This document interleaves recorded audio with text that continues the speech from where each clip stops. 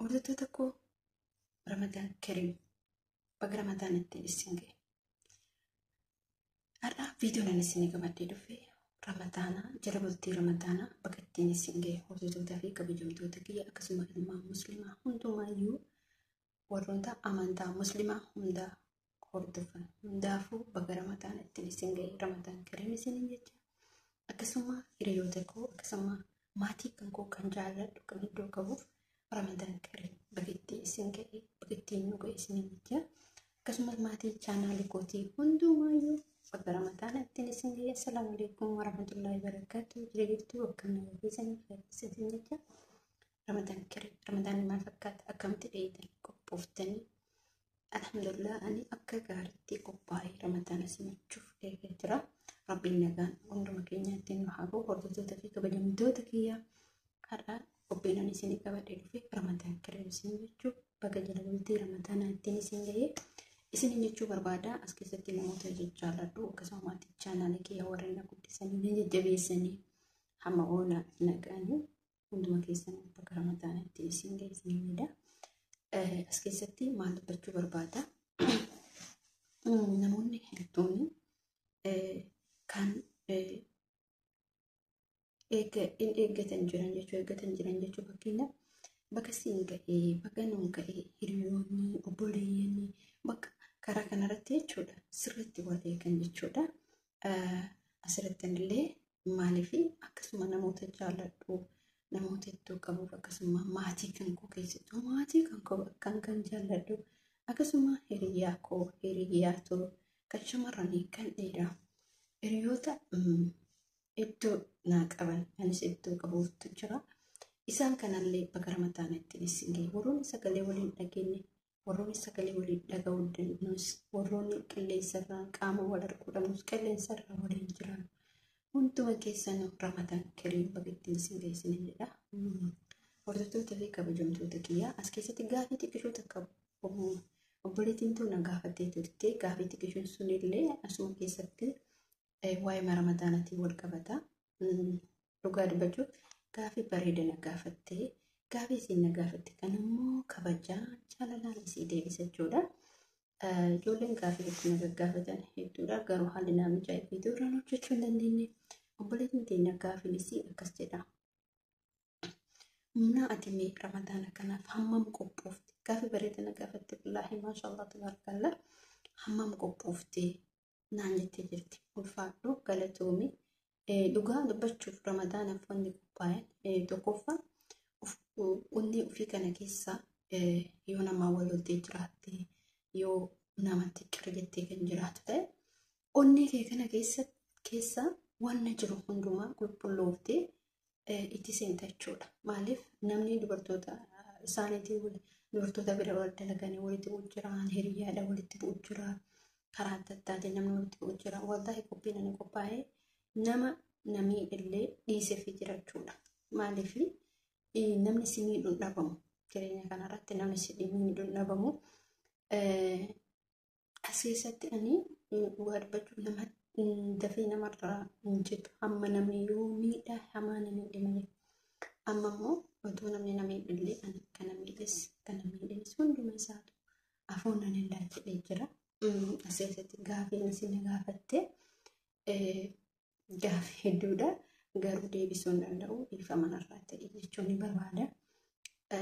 Maaliif hojjetan obboleen kiyya gaafii yeroo qaba akkaataa ta'ametti viidiyoo waraabame gaafiin sun nama deebifamuuf jira.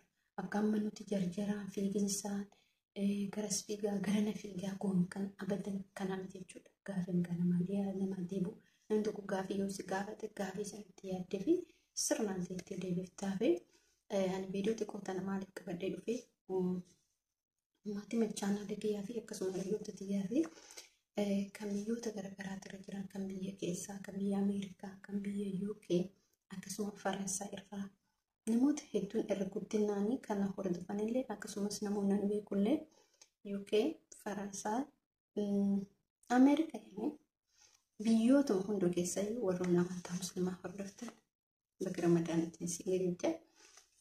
Kanaaf jechuudha obboleen kee warroonni walitti qilleensanii jiraatte yookaan jiraatatte warroonni karaa isaanii adda addaatiin namoonni hedduun irra guddina karaa guruupiitiin walitti bu'aa jechuudha.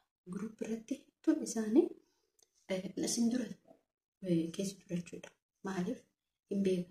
Garuu alhamdulillah amanta kana guruupii takka illee seenee hin beeku. Wallaahi gara guruupiitiin namaallee walitti bu'ee ani hin beeku. Turtoye sunuu tura keessa guruupii sanuu yoosuu keessaa deebi'e.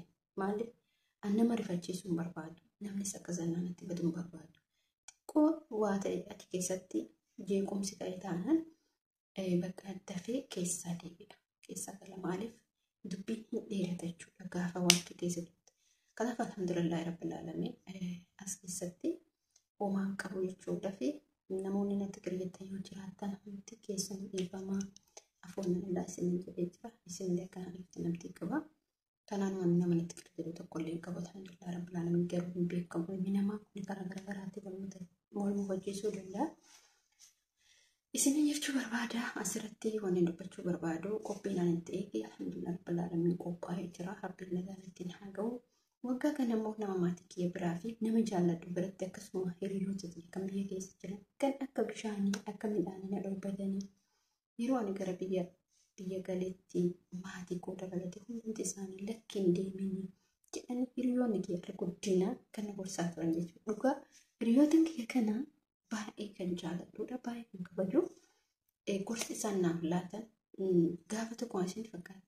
Nama hin beekne yeroo gaafasa maabaraa hin beekanii miti maabaraa barachuu deemna walitti dhufne nama hin beekne walitti yeroo dhufnu maabaraa isin namoota hedduu wal baratta ijoollee hedduu wal baratta ijoolleen tunni namni biyya arabaa duraan ture biyya keessa waggaa 4 waggaa 3 waggaa 5 ka ta'e jira ijoollee kana wal baranne ijoolleen kuni ofii isaaniitii deemuu barbaada garuu anaan hin deeminaan jedha bakka namni yeroo waan tokko hin jiraa miti namni gaarii siif yaada namni beekee ani hiriyaa ta'e kan jaalladhu jira ollaa turre sabaan garaagara tuutaanu biyyuma taate Itoophiyaa san taate garuu nuti isin saba biraa ani saba biraa otoo taanu garuu likka wal jaalladha isin suni dhugaa ammallee bakka inni seenutti maaliif deemti kajetu kuni namni gaarii walii yaadutu barbaachisaadha.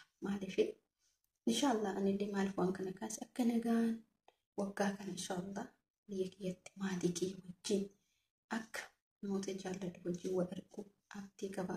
Rabbi hunduma keenya nagaan maatii keenyatti nu galchee maatii keenya wajjin jiraannee bultii ijaaratan qabutti ijaarate qabu Rabbiin bultii isaanii wajjin umurii isaa haa dheeressu Rabbiin nagaan itti haa galchu. Warroonni dheebuu ijoolleen keenya irra guddinaan sirriitti dheebuu qabna. Biyya galuuf hawwii hedduu qabna. Maatii keenya yaadni hururree jira jechuudha. Dhugaa dubbachuun sirriitti hururree jira. Namoonni waggaa meeqan galiitu jira. Isinillee Rabbiin nagaan isin haa galchu. Anallee Rabbiin nagaan inshaa Allah yuutiin addunyaa tun homaa miti yoo sofiitee dhufte otoo hin beekin jechuudha.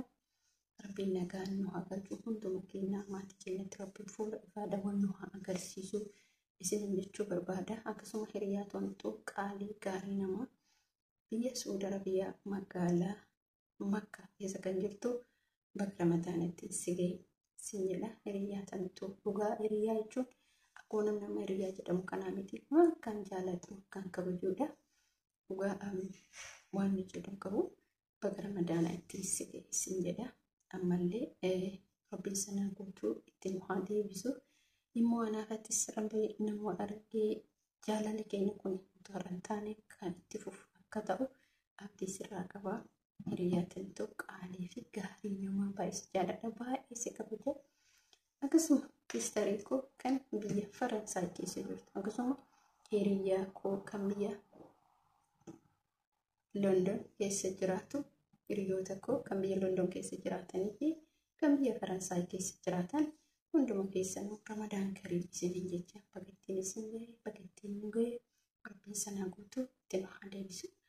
Warroota biyyoota kanaa keessa jiran yoo Rabbii wal argaa jedhe wal arguutu jira. Maal yoo jettan hin beekamu jechuudha. Rabbiin gara itti si'u carraan kee gara akkasii geessu hin beekamu waan ta'eef.